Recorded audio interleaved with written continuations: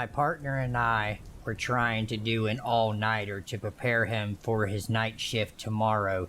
He does the odd shift here and there with a temp agency as he is a student. We thought it would be a good idea to walk to the corner store at midnight. Now I am wondering why we thought this was a good idea to keep us awake. I had a small parcel I could post in the post box while we were at it. The corner store with said post box is around a 5-minute walk from our home. It's a super quick walk and our neighborhood is pretty safe. We leave the house telling his sister, who we live with, that we were just popping out. Everything was fine. I held the package in my hand and we walked to the shop. We are crossing the road when we see that in the parking spaces outside there was a van between two cars with its lights on. And when getting closer, there were two adults inside. We walked past the front widescreen, and getting out of their line of sight, we hear the van's door open and a man shouted, "Excuse me, you dropped something." The tone was off, and I just got bad vibes. My partner and I looked behind us, and the door slammed, but our view of the van was obscured by another car. I couldn't tell whether the person had sat back in their car or was outside the door. My partner went and checked it out, but I could not see anything on the floor from where we stood, so I stopped him. I put my package in the post box and we crossed from the box instead of walking back to pass their windshield again. When across the road, my partner said he saw that the male was standing outside of the van and walking in front of the windshield. We got really bad vibes from this and tried to tell ourselves he was just looking to see if we had in fact dropped something. But we had only left the house with the package and my phone, nothing else. We did not drop anything. When across the road and almost on our street, we saw the van pull out of the parking space and speed up the road towards us. I immediately called my sister and made it clear that I was on the phone while rushing back to our house. They sped up the road past us, going way over the speed limit. Although we did not talk about it, we both got the worst vibes from the encounter. I'm confident we did not drop anything, and that they were waiting at their van's door for us to turn back and get closer. I just feel shaken up, to be honest.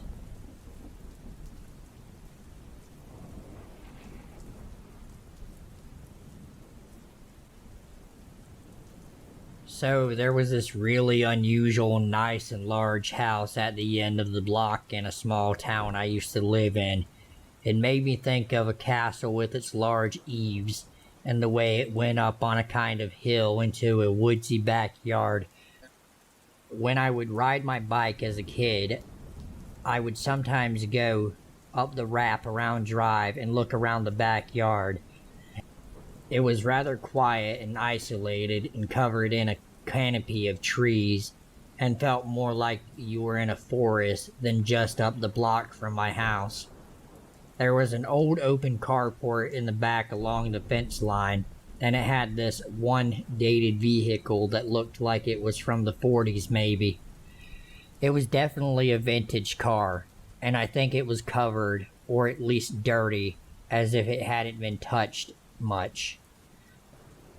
The house windows were so dark you couldn't see inside, and when I walked around the edge of the house, I'd find little toys, like from the gumball machines, or such littered in the debris there. I never stayed very long, though, because it felt like someone was watching me, and I would get creeped out and finally leave, riding back to the opposite end of the street of my house. At some point, I joined the Girl Scouts. I was a brownie at the time, and a neighbor girl, friend of mine, was in the Bluebirds.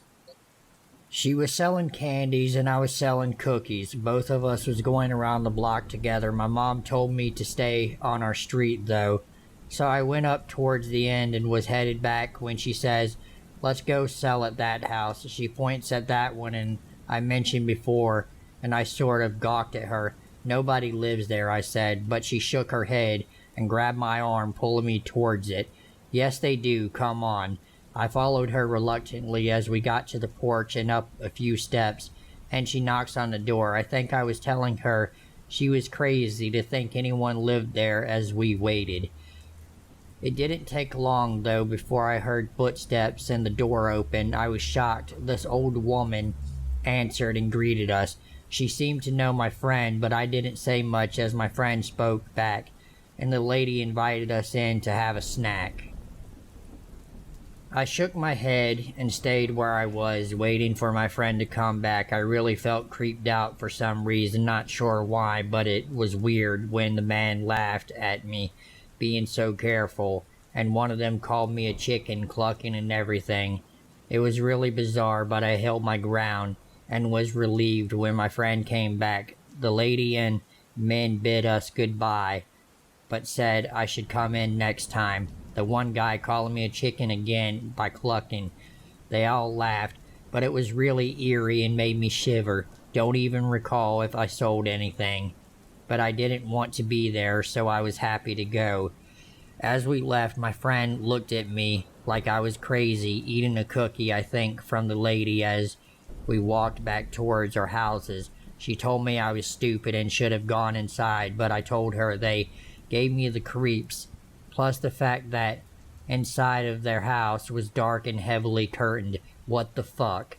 I mean, who keeps their house all shut up like that unless they are hiding something? I ended up telling my mom about the people. She had no idea the house was occupied either. I sort of told her about my explorations, but also made sure to tell her I didn't go inside like my friend had. For that she praised me, but told me not to go back over there again, if I could help it. I think she was a little worried about the fact our neighbor went in the house. I think my friend may have gotten into trouble when my mom asked her mom about it. Better safe than sorry, I guess. I have no idea who those people were or why they were so weird and hiding inside. I never knew what their name was or anything. I think I even recall the one who was calling me a chicken saying he'd seen me looking around their house a few times. That was kinda weird because that made me realize they had been watching me.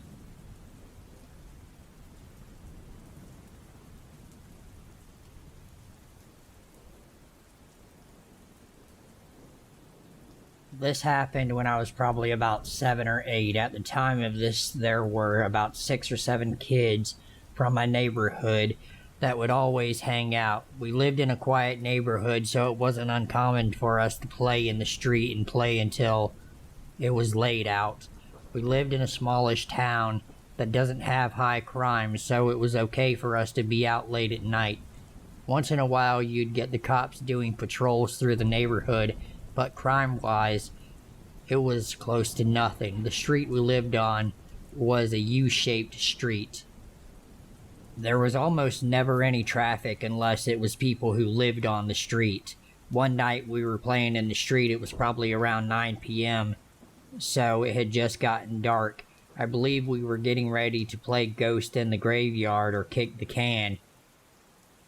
We were in a circle in the middle of the street talking when a white van pulled into the end of the street.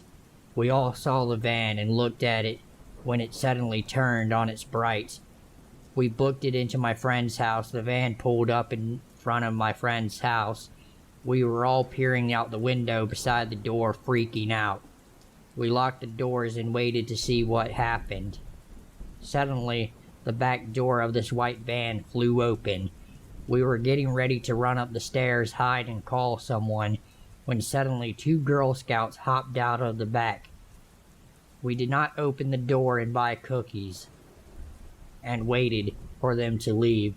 Once they left, we all dipped back to our own houses, using backyards and other secret paths we had made throughout the neighborhood.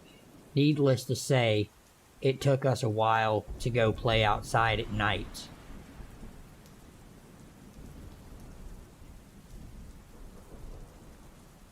I have been thinking about this story a lot. I had a nightmare about it recently, and after telling it to my boyfriend for the first time, he said that maybe writing about it will help. I often do write to cope with things, so I figured I might as well get a little karma out of my story. So, this story takes place 10 years ago. I was 14 at the time. I grew up on an old farmhouse far out on a rural road. Cornfields surrounded our home, and our closest neighbors were 2 to 3 miles away. The closest town was maybe a 15-minute drive. One thing that was really nice about living out there was that you didn't get a lot of strangers knocking at your door to either sell or talk religion with you, but we did get a few. One night, it was just my mother and I home making baked goods for a fundraiser for my little brother's Boy Scout troop. Dad and brother were out helping my uncle with some cows, if I remember right. We were bustling around the kitchen, talking and laughing. Mom and I always have been close, so we heard a knock at the door, just a normal, average knock. Mom hummed to herself and took off her dish gloves to open the door. I stood at the kitchen island, rolling out some dough for a couple of pies, but also watching my mother go to the door. I had a slight feeling of anxiety in my stomach, but chalked it up as being one of my normal flurries. As my mom walked towards the door, the person on the other side gave another tap, this time in a rhythm. Tap, tap, tap. Tap, tap. My mom stopped. She turned and started walking back into the kitchen with a look on her face. She went to our kitchen window that faced out towards our porch. She went to the side where you'd be able to see the porch clearly. My mom pulled the curtain back just enough to peek and not to be noticed from the outside. The look on her face deepened.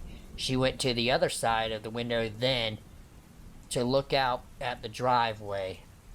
I had stopped what I was doing altogether at this point, deciding that the pie crusts probably weren't important in this moment, as the feeling in my stomach was a fully blown fury. Mom's eyes widened as she looked out. She closed the curtain and looked at the floor. The look on her face was angry, but also scared. She walked over and grabbed my wrist. She walked us to the closet, and as she quietly asked me if I had my cell phone, I did. She pulled out my dad's prized Louisville Slugger out of the closet. The person at the door started banging the door hard. I gasped a bit. Mom looked at me and shushed me. She then took my arm again and walked me towards my parents' bedroom, locking doors and windows as we went. At one point, she stopped at a window in our living room and peeked out of it. She closed it quickly and let out a frustrated noise. We got to the bedroom and she pulled me in and locked the door. She took my phone and began dialing as she gave me the bat, sat me down on the floor on the side where I'd be hidden from the door, and opened the closet to get the gun case. She talked quietly in the phone. I was terrified and couldn't focus on what she was saying. She pulled out my dad's shotgun and loaded it quickly. I looked at her scared. As she hung up, she pulled me up again and walked me out of the bedroom. We crept back over to the other side of the house where the bathroom was. Mom gave me my phone and ushered me inside. "You need to listen to me. There are some men outside and they're walking around the sides of the house," Mom said. I looked at her with wide eyes. I could feel myself shaking. "Why? What do they want?" "I don't know, but you need to stay in here, lock the door, and don't come out until I tell you to, understand me?" I nodded, and she squeezed my shoulders. "I'm going to barricade the door from the other side. I will not move the barricade until I let you know that it is me." I understood what she was saying immediately. "Crawl out the bedroom window and run if it is moved otherwise." Mom then shut the door, and I quickly locked it. I heard her move the quilt chest in front of the door, a very heavy box with lots of quilts from over the years. I sat on the floor in front of the window, clutching the baseball bat. I sat there for what seemed like hours, but was actually 5 minutes. While I sat there, I heard footsteps outside the window, 2 deep voices quietly talking. "You sure they're in there? Maybe. Nobody's home." "No, there's at least 2 women here. I heard them talking at the door. Saw a guy and a kid leave when we passed the house earlier." I shivered and started to hyperventilate, but quickly covered my face with a towel to mute it. Who were they? What did they want? Why were they here? Soon I heard another voice. "Guys, let's go. Charlie spotted cops down the road." Then I heard 3 sets of feet running off towards the front of the house. I was crying at this point, tears pouring down my face. Was it over? Were they leaving? A few more minutes go by, and I hear a man's voice in the house. I started to panic and huddled into the corner of the bedroom. I heard my mom's voice on the other side of the bathroom door. "Sis, it's me. The sheriff's here. They're gone. I'm moving the truck." I got up and unlocked the door and opened it to find the sheriff and my mom moving the trunk out of the way. I quickly ran into my mom's arms, and we just stood there holding each other. The sheriff said he had a few more officers chasing down the van, and that he needed to ask my mom and I some questions. My mom nodded, and we walked to the kitchen where the smell of burnt cookies was in the air. The sheriff asked us a few questions, and then I found out what my mom had seen. When she looked out and saw the man who was knocking at the door, she knew something was off immediately. He was casually dressed, gym shorts and a wife beater, not something a salesperson or people of a church would wear when coming around. So then my mom thought that maybe his car broke down or something and he was looking for help. So she looked out at the drive and saw something that made her stomach drop. There was a van in our drive parked in a way that wouldn't allow my mother's car to leave, with a man in the passenger seat and another leaning, talking to the passenger side guy. But Mom noticed that both were still sitting there. The van was still slightly rocking, like there were more people inside, as my mom and I were finishing up with the sheriff when a deputy walked in. He looked pale. He looked at my mom, the sheriff, and me, and the deputy said, "Sir, we are able to catch up with the van. They lost control and swerved into the ditch, actually." The sheriff said, "Any of those bastards hurt?" The deputy replied, "No, sir. They're all fine, but, we do have them in custody." The sheriff quirked an eyebrow. "There were 5 men in that van. We asked them what they were doing out here and what they walked around the house like that they did." And the sheriff said, "And what the fuck did they say?" The deputy said, "They were vacuum sales people, sir.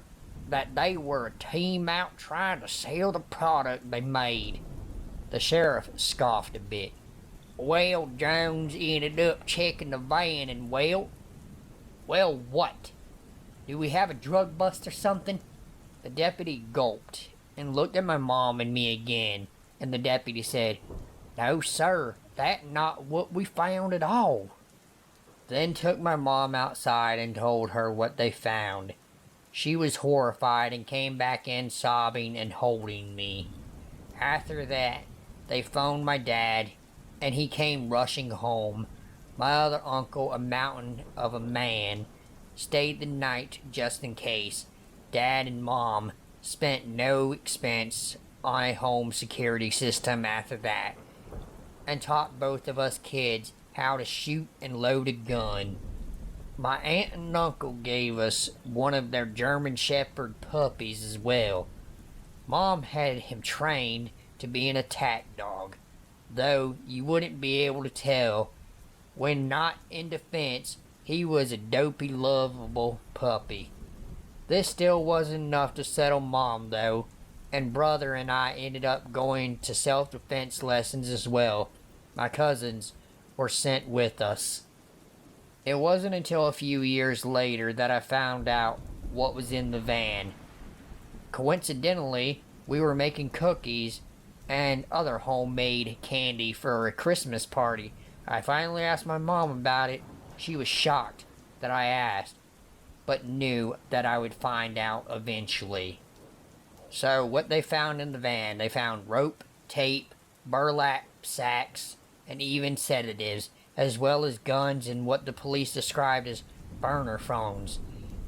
When they had taken all the guys back, and after hours of questioning, one of them broke and said that they were having no luck in napping anyone in town, so they went out to rural areas, the closest town in a very tight-knit community where everyone watches each other's backs. This terrified me. I would never have guessed. To this day, I'm very, very careful about whom I open the door for, and I can't sleep unless I have some sort of weapon beside the table. It's really shattered my trust in other people as well. I go out and automatically assume most people are going to hurt me. My therapist is trying to help me with this. I sincerely hope that I never have to go through the situation like this again.